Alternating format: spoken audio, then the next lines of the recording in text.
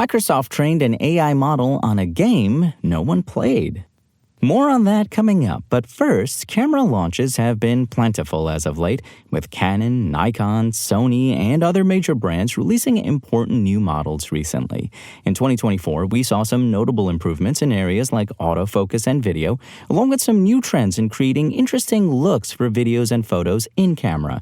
All told, there were over 20 new cameras launched last year, which joined the many outstanding models on the market from years prior. The question is, which one is right for the type of videography or photography you do? Whether you're an aspiring action or wildlife photographer, an extreme sports junkie, or a content creator, we'll help you find the perfect camera to match your budget and requirements. Check out our full list of the best cameras of 2025 at Engadget.com. World models, AI algorithms capable of generating simulated environments, represent one forefront of machine learning. Today, Microsoft published new research in the journal Nature detailing Muse, a model capable of generating game visuals and controller inputs. Unexpectedly, it was born out of a training set Microsoft built from Bleeding Edge.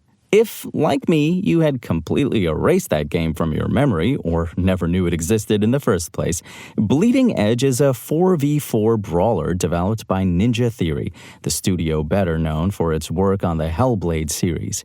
Ninja Theory stopped updating Bleeding Edge less than a year after release, but Microsoft included a clause in the game's EULA that gave it permission to record games people played online. So if you were one of the few people who played Bleeding Edge, congratulations, I guess.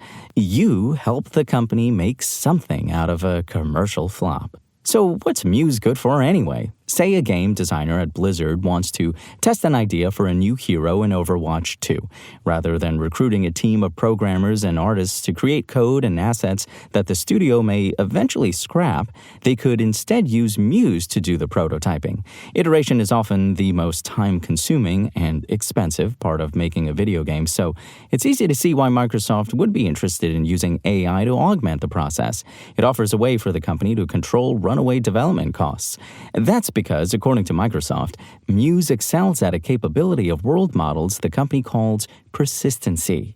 Persistency refers to a model's ability to incorporate or persist user modifications into generated gameplay sequences, such as a character that is copy-pasted into a game visual, says Katja Hoffman, Senior Principal Research Manager at Microsoft Research.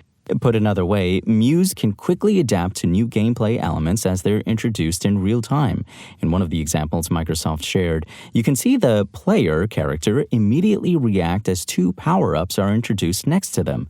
The model seemingly knows that the pickups are valuable and something players would go out of their way to obtain. So, the simulation reflects that, in the process creating a convincing facsimile of a real Bleeding Edge match. According to Fatma Kardar, Corporate Vice President of Gaming AI at Microsoft, the company is already using Muse to create a real-time playable AI model trained on other first-party games, and exploring how the technology might help it bring old games stuck on aging hardware to new audiences. Microsoft says Muse is a first-of-its-kind generative AI model, but that's not quite right. World models aren't new. In fact, Muse isn't even the first one trained on a Microsoft game. In October, the company Descartes debuted Oasis, which is capable of generating Minecraft levels. What Muse does show is how quickly these models are evolving. That said, there's a long way for this technology to go, and Muse has some clear limitations. For one, the model generates visuals at a resolution of 300 by 180 pixels and about 10 frames per second.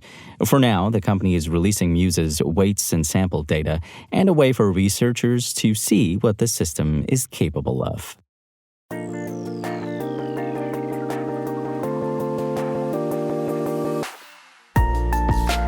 Thanks for listening to the show. Make sure to rate, review, and subscribe on Apple Podcasts. Today's show featured journalism by Engadget contributor Igor Bonifacic and was produced by Spoken Layer. I'm Imran Sheikh, and as always, we'll talk more tomorrow.